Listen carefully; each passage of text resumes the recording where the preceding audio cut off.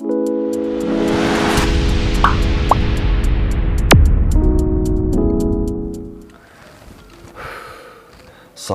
warahmatullahi wabarakatuh. Bismillah, alhamdulillah, la haula wala quwata illa billah wa ba'du.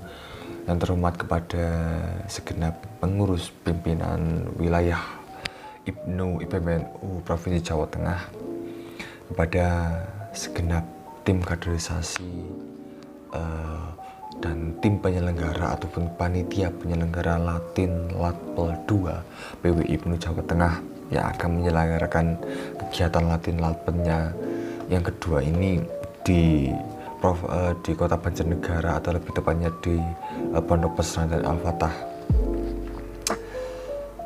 Dan tak lupa kepada rekan-rekan kita sekalian yang menonton video ini ataupun yang sedang berkegiatan di luar sana, saya ucapkan selamat pagi ya. Sebenarnya ini masih dini hari, tapi saya ucapkan selamat pagi. Semoga semua dalam keadaan sehat dan beristirahat dengan tenang. Nah, nama saya Rifat Hidayat. Saya adalah salah satu peserta yang mewakili dari Kabupaten Wonosobo untuk mengikuti kegiatan dari Latin Latpel 2 yang diadakan oleh PW IPNU Jawa Tengah. Terkaitan dari kepesertaan, saya diberi syarat ataupun diberi tugas untuk sebelumnya membuat video review materi dari beberapa materi lakut ataupun latihan kader utama, yaitu ada materi ke-N1, juga ada materi keaswajaan, dan juga yang panjenengan lihat ini adalah materi ke IPNUan 3. Untuk materi ke IPBNUan sendiri nanti akan dijelaskan oleh rekan Nita, dan untuk saya ataupun anak-anak IPNU ataupun yang dipanggil rekan itu menjelaskan tentang ke IPNUan 3.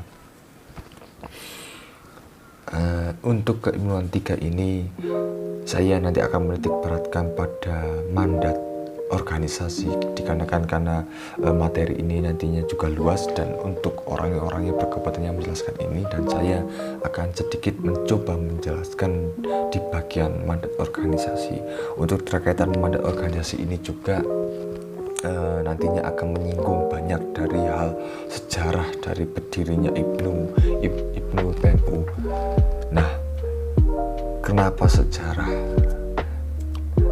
Ketika sejarah padahal sudah dijelaskan di materi Lakmut, juga bahkan sudah dijelaskan di materi Magesta, kenapa kita masih membahas tentang sejarah? Nah, saya kira ketika kita menelusuri jejak langkah keberadaan Ikatan Pelajar Nahdlatul Ulama ataupun sejarah dari ikatan kita ini merupakan upaya untuk yang harus selalu dilakukan. Nah, ikhtiar semacam ini adalah sebagai bentuk pencarian jati diri yang perlu kontekstualisasikan dengan perkembangan zaman yang terus berkembang. IPNU itu oleh siapa, untuk siapa, dan kenapa ataupun bagaimana IPNU didirikan merupakan hasil nyata dari jihad intelektual para pelajar Nahdlatul Ulama pada zamannya dari berbagai daerah yang berangkat selalu selalu semangat. Nah, hal inilah yang harus terus terpatri dalam benak dari kader-kader IPNU pada saat ini. Karena berangkat dari kesadaran inilah secara lebih mudah militansi seorang kader itu akan terpendam. Bukan terpendam, maksudnya lebih akan tertanam, ataupun selain militansi juga rasa antusias dalam organisasi, dalam berorganisasi itu akan semakin menguat pada jati diri rekan-rekan kita sekalian. Layaknya seekor harimau, ketika dia mengetahui jati dirinya adalah seekor karnivora, seekor hewan karnivora yang memiliki taring, dia pastinya akan menggunakan taringnya dengan dengan apa kegunaannya. Nah, tapi ketika dia tidak mengetahui jati dirinya bahwa dia ada hewan karnivora yang memiliki taring, sehingga dia hanya menggerutu dan tidak mencari makan, mencari mangsa, dan dia hanya berdiam diri sampai menunggu ajal. Tapi berbeda dengan seekor singa ketika dia sadar bahwa dirinya dijuluki sebagai raja hutan atau king of the jungle. Dia memiliki taring sehingga dia ketika berburu mangsa besar ataupun kecil, bahkan gajah pun masih dilawan. Itu artinya dengan analogi seperti ini, analogi semacam ini, kenapa sejarah sangat penting untuk diangkat kembali agar para kader lebih mengetahui dan menyadari siapakah dan apakah Ibnu sebenarnya. Selanjutnya, pasca momentum proklamasi yang disampaikan atau diproklamirkan oleh Bung Karno dan Muhammad Hatta pada 1945, hal ini berhasil menjadi pelecut tersendiri bagi kebangkitan semua elemen bangsa yang untuk mempertahankan dan mengisi daripada kemerdekaan bangsa Indonesia. Kebangkitan ini juga dirasakan secara merata oleh umat Islam yang ada di Indonesia dan Nahdlatul Ulama pada khususnya, tak terkecuali dengan gerak para pemuda dan pada golongan nahdliyin adalah intelektual muda yang ada dalam tubuh Nahdlatul Ulama pada saat itu. Ini dalam konteks pelajar NU berhasil terekam dalam sejarah bahwasannya pada saat itu berdiri sebuah organisasi yang tersebar di berbagai wilayah NKRI, khususnya di Jawa dan di Sumatera. Ini banyak muncul organisasi-organisasi yang terafiliasi ataupun masih memegang ideologi yang sama dengan Nahdlatul Ulama.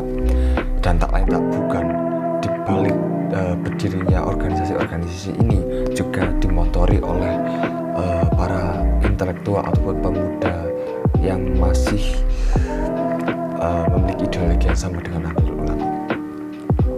Pada periode ini muncul yang banyak kita tahu ya, ada Ikatan Santri Nahdlatul Ulama, ada juga ikatan ataupun Persatuan Murid Nahdlatul Ulama, Ijtima Tolabah, terus ada lagi Ikatan Pelajar Nahdlatul Ulama pada saat itu, entah itu yang ada di Jawa ataupun di Sumatera.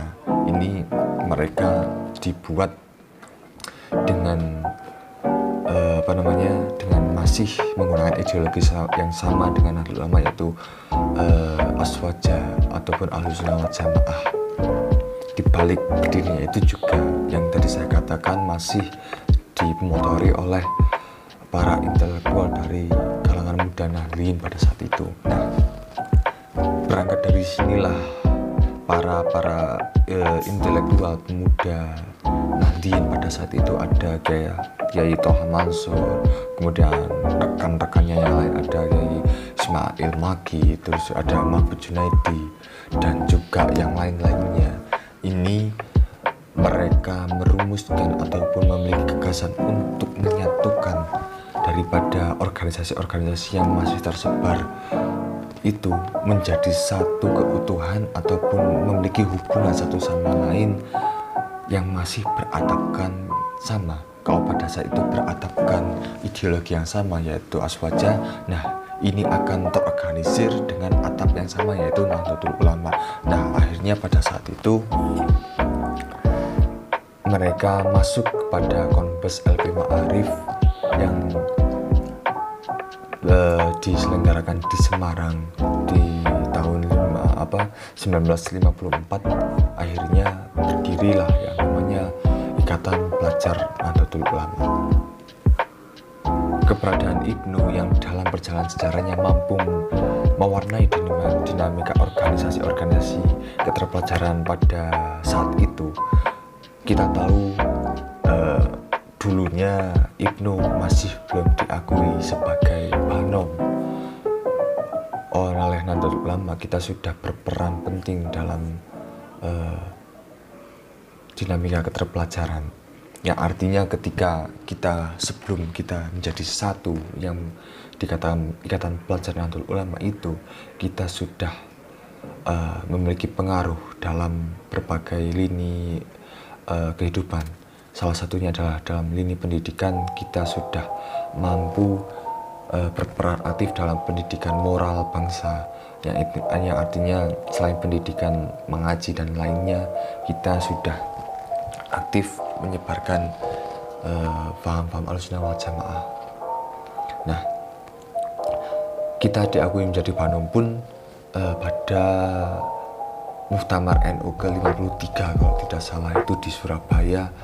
Kiaiullah Mansur Ismail Maghi dan rekan-rekannya yang lain itu datang ke sana, ke muktamar itu, ke sidang muktamirin kalau tidak salah. Mereka menyampaikan gagasannya terkait organisasi yang mereka bentuk. Akhirnya diakuilah bahwasannya Ibnu menjadi bagian dari Nahdlatul Ulama ataupun diakui sebagai Banom dari Nahdlatul Ulama. Kemudian saya memiliki beberapa kutipan dari para pengamat dari Nahdlatul Ulama itu sendiri. Beberapa orang, ada Laude Ida, ini adalah seorang pengamat Nahdlatul Ulama. Saya ambil ini dari pedoman kaderisasi ya. Beliau mengatakan, sebagai generasi terdidik, Ibnu PBNU secara aktif terus-menerus harus melakukan penjaringan kader yang dengan sendirinya kian meluaskan keanggotaan NU secara organisasi. Kemudian selain itu ada juga Yeni Wahid, ini adalah putri Gus Dur. Beliau mengatakan NU merupakan cerminan bangsa Indonesia karena jumlah jamaah terbesar dimiliki oleh ormas ini. Indonesia merupakan negara dengan penduduk Islam terbesar. Disuruh ngaji memang pinter, tapi low skill. Ini cermin kita saat ini. Yeni Wahid mengatakan demikian. Kemudian ada juga yang namanya Greg Barton. Ini adalah pengamat NU dari Australia. Beliau juga mengatakan, menurut saya ke depan NU kalau ingin maju harus merangkul dan mengakomodir kaum mudanya. Nah, dari sinilah mengacu pada statement yang dilakukan oleh ketiga tokoh sebelumnya yang sudah saya sampaikan, maka Ibnu ke depannya harus mampu mengorientasikan gerakannya ke dalam 3 sasaran pokok. Pertama, melakukan penjaringan kader di semua level, di semua lini, entah itu dari lini pesantren, lini pemudaan, dan juga lini universitas. Kedua, mengoptimalkan dan mengembangkan pelatihan-pelatihan yang berorientasi di dalam peningkatan sumber daya manusianya, atau sumber daya kader Nahdlatul Ulamanya, untuk semakin berperan aktif dalam mengisi kemerdekaan, yang artinya kita nantinya selain dapat memajukan bangsa, juga dapat bersaing dengan bangsa-bangsa yang lain. Kemudian yang ketiga, menguatkan dasar-dasar ideologi yang selama ini dipegang teguh oleh Nahdlatul Ulama, yang lazimnya disebut fikroh ataupun manhaj nadliyah. Hal ini merupakan upaya untuk meneguhkan karakter NU yang khas dan elektik. Dari ketiga orientasi di atas, maka jika ditarik dalam program kerja Ibnu ke depan, maka PR yang harus segera digarap ada 2 hal, yaitu penataan kelembagaan dan pengembangan kaderisasi. Kedua hal ini sangat vital untuk terus diperbaiki agar eksistensi itu yang 30 pedoman kaderisasi Ibnu menjadi supplier kader NU tetap memegang prinsip ala manhaj Ahlussunnah wal Jamaah, analia yang responsif terhadap perkembangan dan tatanan zaman, baik dari sisi ideologi, sosial, budaya, politik, ataupun pendidikan dan pesatnya teknologi informasi. Terdapat sebuah petikan indah dari pendiri organisasi ini, yaitu Kiaiullah Mansur ataupun ketua umum pertama kita.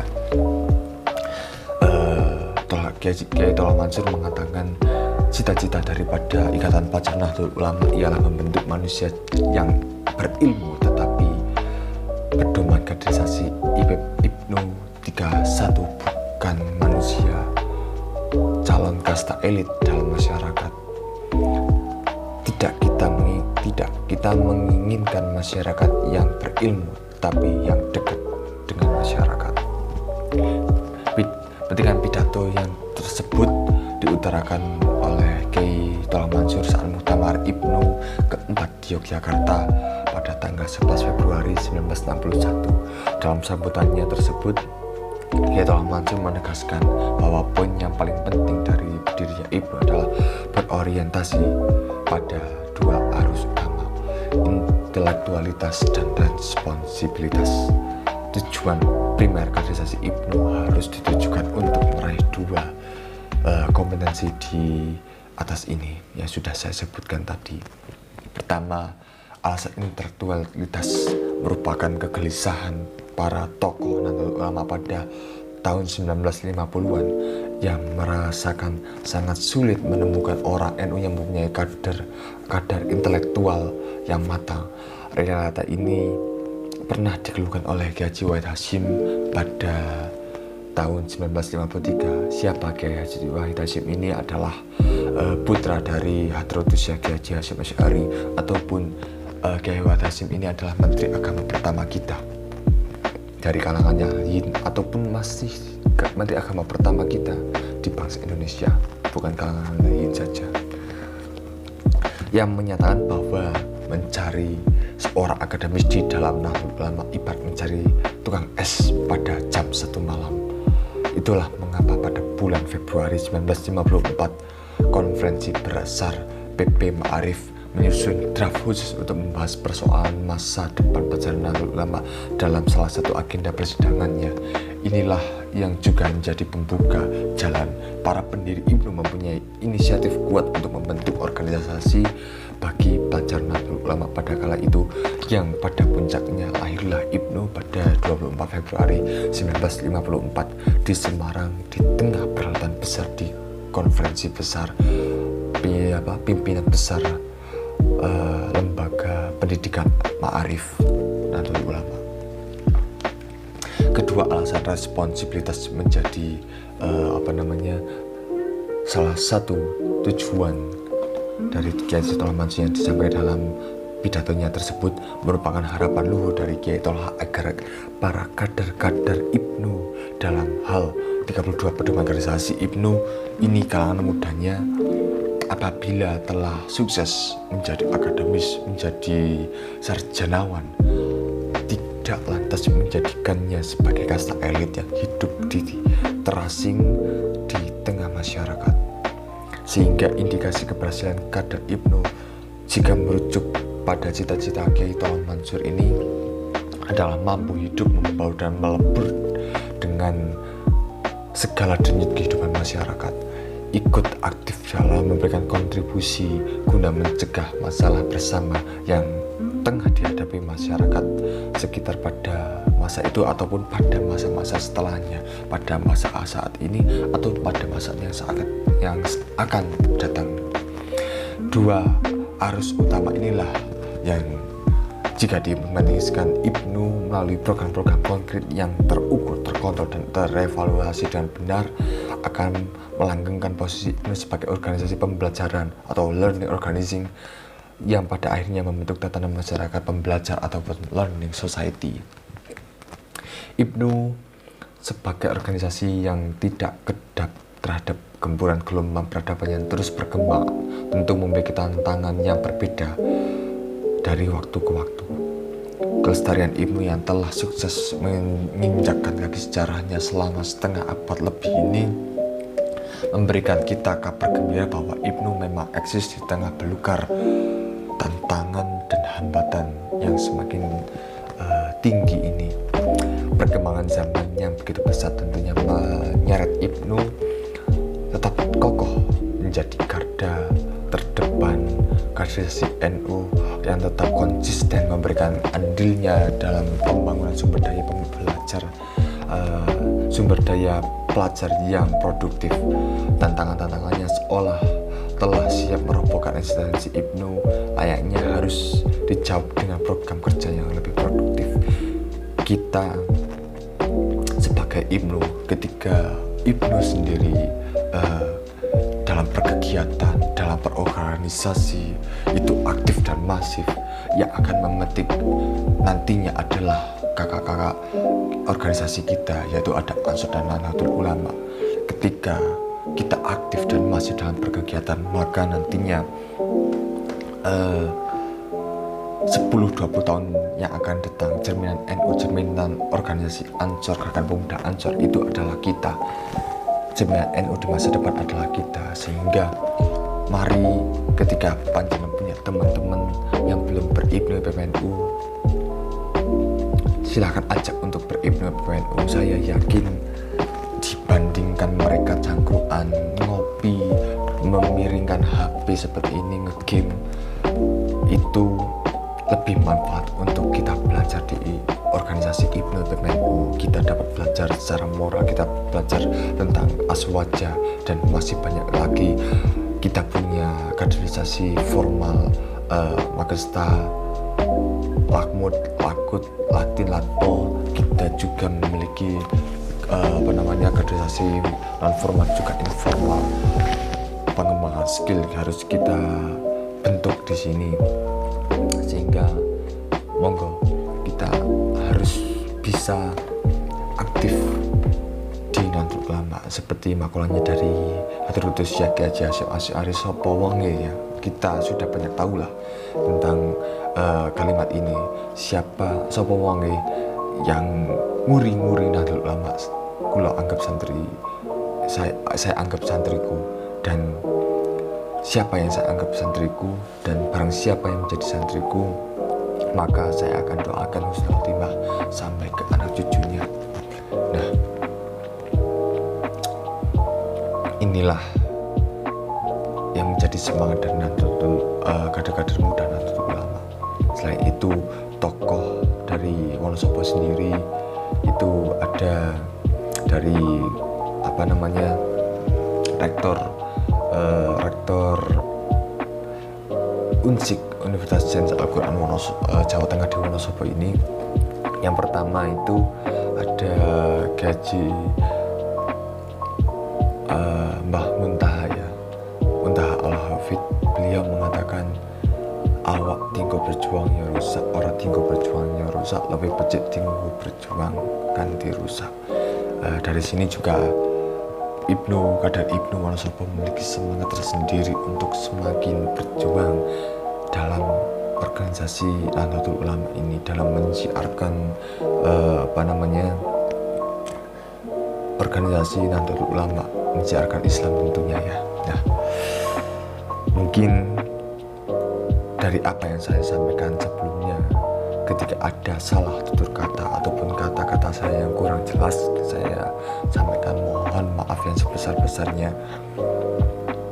Saya yakin apa yang saya sampaikan kepada panjenengan para penonton dari video ini semoga dapat mengambil hikmahnya yang baik. Silahkan diambil, dan ketika ada perkataan saya yang kurang jelas, silahkan berdiskusilah dengan kawan, rekan-rekan kita, panjenengan semuanya ada di wilayah kerja panjenengan. Kurang lebihnya mohon maaf. Allahul muwaffiq ila aqwamit thoriq. Wassalamualaikum warahmatullahi wabarakatuh.